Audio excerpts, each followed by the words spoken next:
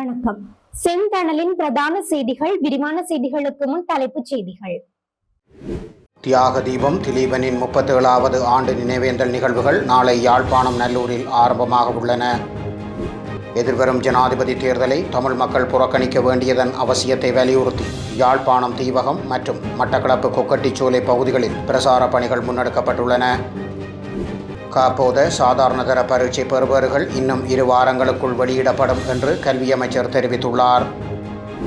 பதுளையில் மகளூந்து ஒன்று வீதியை விட்டு விலகி விபத்துக்குள்ளானதில் 3 காயமடைந்துள்ளனர்.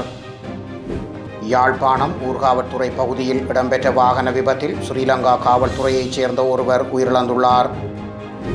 மீரிகம, பொகலகம மற்றும் கிந்துல்வெல பிரதேசங்களில் உள்ள அரசியல் கட்சி அலுவலகங்கள் தீயிட்டு எரிக்கப்பட்டுள்ளன. ஜனாதிபதி வேட்பாளர் ரணில் விக்ரமசிங்கவுக்கு ஆதரவாக செயற்படும் அமைச்சர் ஒருவரின் கைதை தடுக்கும் விதமாக கடும் அழுத்தங்கள் பிரயோகிக்கப்படுவதாக தெரிவிக்கப்படுகிறது. ஜனாதிபதி தேர்தலின் இறுதிக்கட்டம் அண்மித்துள்ள நிலையில் கட்சி தாவல்கள் இடம்பெறவுள்ளதாக தெரிவிக்கப்படுகிறது. ஹிஸ்புல்லா அமைப்பின் ஏவுகணை உற்பத்தி தளம் ஒன்றை இஸ்ரேல் தாக்கி அளித்துள்ளதாக தெரிவிக்கப்பட்டுள்ளது. யுரேனியம் செறிவூட்டல் வசதிகளை வெளிப்படுத்தும் புகைப்படத்தை வடகொரியா வெளியிட்டுள்ளது. தொடர்வன விரிவான செய்திகள். தியாக தீபம் திலீபனின் 37வது ஆண்டு நினைவேந்தல் நிகழ்வுகள் நாளை யாழ்ப்பாணம் நல்லூரில் ஆரம்பமாக உள்ளன. தியாக தீபம் திலீபன் அவர்களின் 37வது ஆண்டு நினைவேந்தல் நிகழ்வுகள் நாளை ஆரம்பமாக உள்ளன. தியாக தீபம் திலீபன் அவர்கள் 1987 ஆண்டு புரட்டாதி மாதம் 15ஆம் நாள் தமிழர் தாயகத்தை ஆக்கிரமித்து நின்ற இந்திய வல்லாதிக்கத்திடம் நீதி கோரி 5 அம்ச கோரிக்கைகளை முன்வைத்து யாழ்ப்பாணம் நல்லூரில் நீராகாரமின்றி சாகும் வரையான உண்ணா நோன்பினை ஆரம்பித்தார். அவரது கோரிக்கைகள் எவையும் நிறைவேறாத நிலையில் 1987 ஆண்டு புரட்டாதி மாதம் 26ஆம் நாள் ஈகைச்சாவை தழுவிக்கொண்டார். இந்நிலையில் தியாக தீபம் திலீபன் அவர்களது 37ஆம் ஆண்டு நினைவு நாள் நிகழ்வுகள் நாளை யாழ்ப்பாணம் நல்லூரில் உள்ள தியாக தீபம் திலீபனின் நினைவு தூபியில் ஆரம்பமாகி நடைபெறவுள்ளன. இதற்கான ஏற்பாடுகள் யாவும் பூர்த்தியாகியுள்ள நிலையில் தியாக தீபம் திலீபன் அவர்கள் உண்ணா நோன்பை ஆரம்பித்த நேரமாகிய முற்பகல் 9:45 மணிக்கு நினைவேந்தல் நிகழ்வுகள் ஆரம்பமாகி நடைபெறும் என தியாக தீபம் திலீபன் நினைவேந்தல் ஏற்பாட்டுக் குழுவின் தலைவர் பொன் மாஸ்டர் அறிவித்துள்ளார்.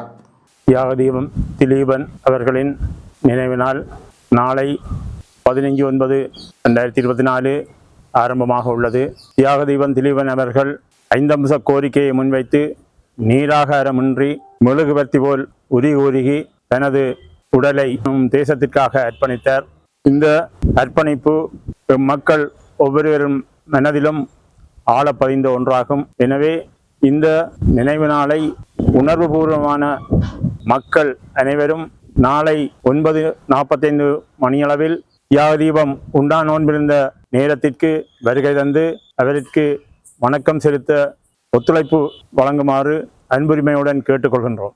இந்த தியாக தீபம் திலீபன் அவர்கள் இதே மாதம் 15ஆம் நாள் உண்ணா நோன்பிருந்து 12 நாட்கள் மெழுகுவர்த்தி போல் எரிந்து 26ஆம் நாள் தனது உயிரை தேசத்திற்காக அர்ப்பணித்தார்.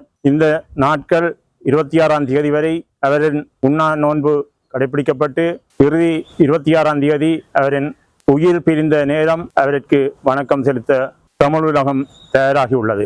இந்த தியாக தீபத்தின் நினைவு நாட்களையொட்டி போட்டிகள் நடைபெற உள்ளது. அந்த போட்டிகளில் உணர்வுள்ள ஒவ்வொரு தமிழனும் இந்த போட்டியில் பங்கு பெற்றுமாறு அன்புரிமையுடன் கேட்டுக்கொள்கின்றேன். நன்றி, வணக்கம். எதிர்வரும் ஜனாதிபதி தேர்தலை தமிழ் மக்கள் புறக்கணிக்க வேண்டியதன் அவசியத்தை வலியுறுத்தி யாழ்ப்பாணம் தீவகம் மற்றும் மட்டக்களப்பு கொக்கட்டிச்சோலை பகுதிகளில் பிரச்சார பணிகள் முன்னெடுக்கப்பட்டுள்ளன. எதிர்வரும் ஜனாதிபதி தேர்தலை தமிழ் மக்கள் புறக்கணிக்க வேண்டியதன் அவசியத்தை வலியுறுத்தி தமிழ் தேசிய மக்கள் முன்னணியால் முன்னெடுக்கப்பட்டு வரும் பிரசார பணிகள் இன்று பல்வேறு பகுதிகளிலும் முன்னெடுக்கப்பட்டுள்ளன. யாழ்ப்பாணம் தீவகம் தம்பாட்டியில் இன்று பகல் தமிழ் தேசிய மக்கள் முன்னணியின் தீவக அமைப்பாளர் ஞானேஷ் தலைமையில் நடைபெற்ற பிரசார பணியில் தமிழ் தேசிய மக்கள் முன்னணியின் பொதுச் செயலாளரும் நாடாளுமன்ற உறுப்பினருமான செல்வராசா கஜேந்திரன் உட்பட முன்னணியின் செயற்பாட்டாளர்களால் எதிர்வரும் ஜனாதிபதி தேர்தலை புறக்கணிக்க வேண்டியதன் அவசியம் குறித்து மக்களுக்கு தெளிவூட்டல்கள் வழங்கி வைத்துள்ளனர். அதேவேளை மட்டக்களப்பு மாவட்டத்தின் மண்முனை தென்மேற்கு பிரதேச செயலாளர் பிரிவில் உள்ள கொக்கட்டிச்சோலை, முனைக்காடு, முதலைக்குடா, அரசடித்தீவு, பண்டாரியான்வெளி, படையாண்டவெளி, அம்பிலாந்துறை, கடுக்காமுனை, மாவடி முன்மாரி போன்ற கிராமங்களில் தமிழ் தேசிய மக்கள் முன்னணியால் எதிர்வரும் ஜனாதிபதி தேர்தலை தமிழ் மக்கள் புறக்கணிக்க வேண்டியதன் அவசியத்தை வலியுறுத்தி பிரசார பணிகள் முன்னெடுக்கப்பட்டுள்ளன. தமிழ் தேசிய மக்கள் முன்னணியின் தேசிய அமைப்பாளர் தர்மலிங்கம் சுரேஷ் தலைமையில் முன்னெடுக்கப்பட்ட பிரசார பணிகளில் தமிழ் தேசிய மக்கள் முன்னணியின் செயற்பாட்டாளர்களால் எதிர்வரும் ஜனாதிபதி தேர்தலை தமிழ் மக்கள் புறக்கணிக்க வேண்டியதன் அவசியம் குறித்து மக்களுக்கு தெளிவூட்டல்கள் வழங்கப்பட்டுள்ளன. காப்போது சாதாரண தர பரீட்சை பெறுபவர்கள் இன்னும் 2 வாரங்களுக்குள் வெளியிடப்படும் என்று கல்வி அமைச்சர் தெரிவித்துள்ளார். கல்வி பொது தராதர சாதாரண தர பரீட்சை பெறுபவர்கள் இன்னும் 2 வாரங்களுக்குள் வெளியிடப்பட உள்ளதாக கல்வி அமைச்சர் சுசில் பிரேமஜெயந்த தெரிவித்துள்ளார். குறித்த விடயத்தை இன்று காலை இடம்பெற்ற ஊடகவியலாளர் சந்திப்பில் கலந்து கொண்டு கருத்து தெரிவித்தார். இது தொடர்பில் அவர் மேலும் தெரிவிக்கையில், எதிர்வரும் 2025ஆம் ஆண்டு முதல் பரீட்சைகள், கால அட்டவணைகள் மற்றும் பரீட்சை அட்டவணைகள் என்பவற்றை தாமதமின்றி நடைமுறைப்படுத்த எண்ணியுள்ளோம். எதிர்வரும் ஆண்டுக்கான பாடசாலை தவணை ஜனவரி 2ஆம் நாள் ஆரம்பமாக வேண்டும். ஆனால் 3வது தவணை கல்வி நடவடிக்கைகளுக்காக ஜனவரி மாதத்தின் 2 வாரங்கள் பாடசாலைகளை நடாத்த வேண்டியுள்ளது. அதன்படி 2025ஆம் ஆண்டுக்கான 1வது தவணை ஜனவரி 20ஆம் நாள் ஆரம்பமாகிறது. அத்தோடு சாதாரண தர பரீட்சை பெறுபவர்கள் இன்னும் 2 வாரங்களில் வெளியாகும். மாத கணக்கில் வருடக்கணக்கில் பிற்போடப்பட்ட உயர்தர பரீட்சை இந்த ஆண்டிலேயே நவம்பர் மாதம் 25ஆம் நாள் நடத்த ஏற்பாடு செய்யப்பட்டுள்ளது. 2025ஆம் ஆண்டின் பரீட்சைகள், கால அட்டவணைகள் மற்றும் பரீட்சை அட்டவணைகள் ஆகியவை தாமதமின்றி ஒன்றாக செயற்படுத்தப்படும் என்றும் அவர் தெரிவித்துள்ளார். பதுளையில் மகளூர்ந்து ஒன்று வீதியை விட்டு விலகி விபத்துக்குள்ளானதில் 3 காயமடைந்துள்ளனர். பதுளை பசறை பிபிலை வீதியில் 15ஆம் கட்டை பகுதியில் கொழும்பிலிருந்து லுணுகலை நோக்கி சென்று கொண்டிருந்த மகளூந்து ஒன்று வீதியை விட்டு விலகி விபத்துக்குள்ளானதில் 3 காயமடைந்து வைத்தியசாலையில் அனுமதிக்கப்பட்டுள்ளதாக பசறை ஸ்ரீலங்கா காவல்துறையினர் தெரிவித்துள்ளனர். குறித்த விபத்தானது இன்று காலை இடம்பெற்றுள்ளது.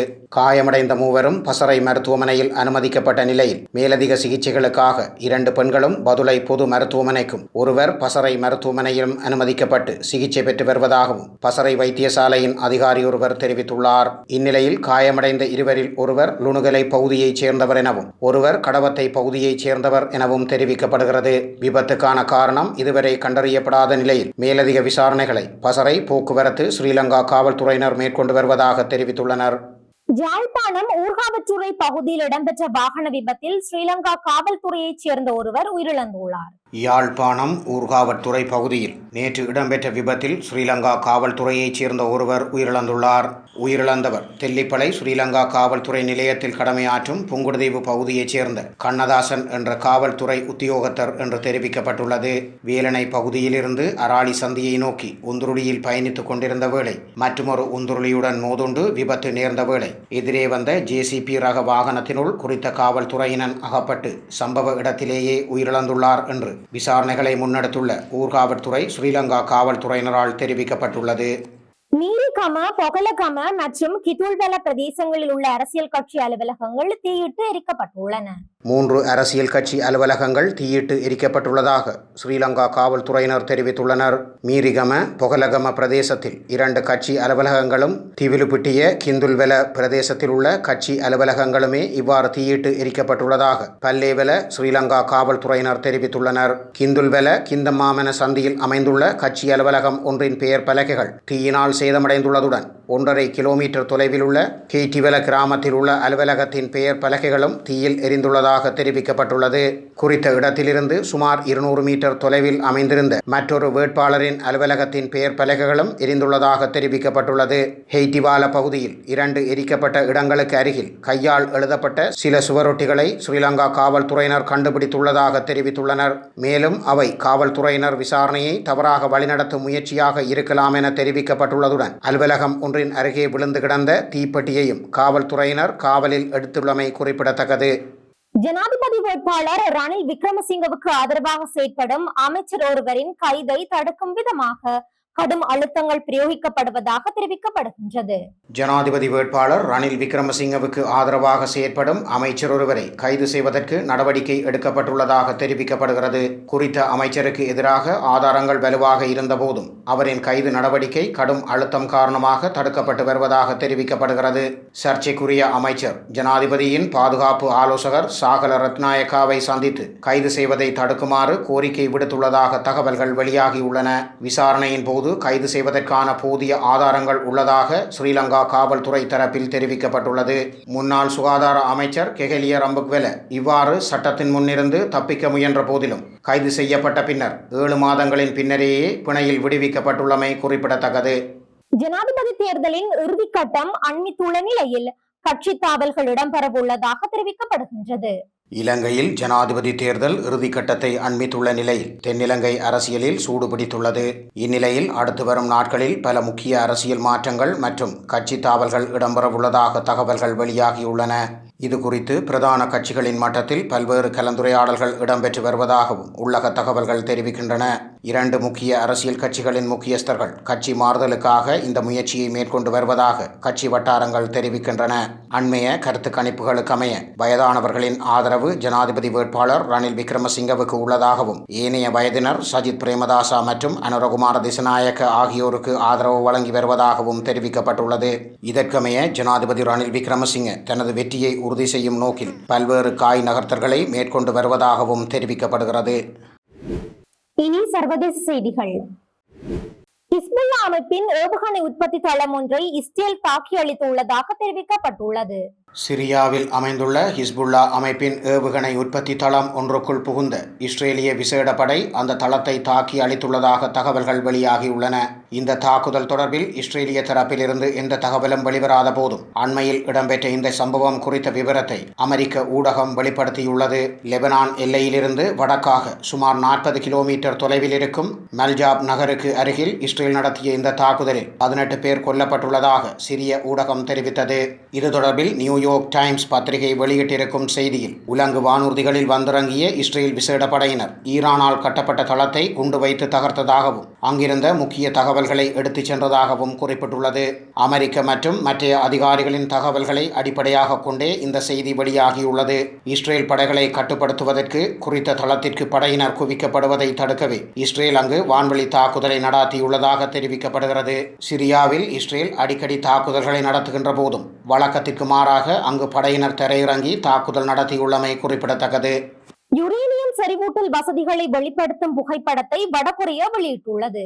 யுரேனியம் செறிவூட்டல் வசதிகளை வெளிப்படுத்தும் புகைப்படத்தை ஊடகங்களுக்கு வடகொரியா முதற் தடவையாக வெளியிட்டுள்ளது. தமது நாட்டின் அணுவாயுத களஞ்சியத்தை அதிகரிப்பது தொடர்பில் வடகொரிய தலைவர் கூடுதல் கவனம் செலுத்தி வருவதாக பன்னாட்டு ஊடகங்கள் தெரிவித்துள்ளன. ஐரோப்பிய நாடுகளின் தடைகளையும் மீறி வடகொரியா தொடர்ந்தும் அணு ஆயுதங்கள் மற்றும் அணுசக்தி மேம்பாட்டில் கவனம் செலுத்தி வருகிறது. எங்கள் நாட்டிற்கு அச்சுறுத்தல் ஏவப்பட்டால் அணு ஆயுதங்களை பயன்படுத்துவதில் தயக்கம் காட்ட மாட்டோம் என வடகொரிய ஜனாதிபதி கிம் ஜாங் உன் பகிரங்கமாக தெரிவித்துள்ளார். யுரேனியம் செறிவூட்டல் வசதிகள் தமது நாட்டில் இருப்பது தொடர்பில் இதுவரை உலகிற்கு தெளிவாக வெளிப்படுத்தாது வந்த வடகொரியா தற்போது குறித்த புகைப்படத்தை வெளியிட்டுள்ளமை விசேட அம்சமாகும். இத்துடன் செய்திகள் நிறைவடைகின்றன. வணக்கம்.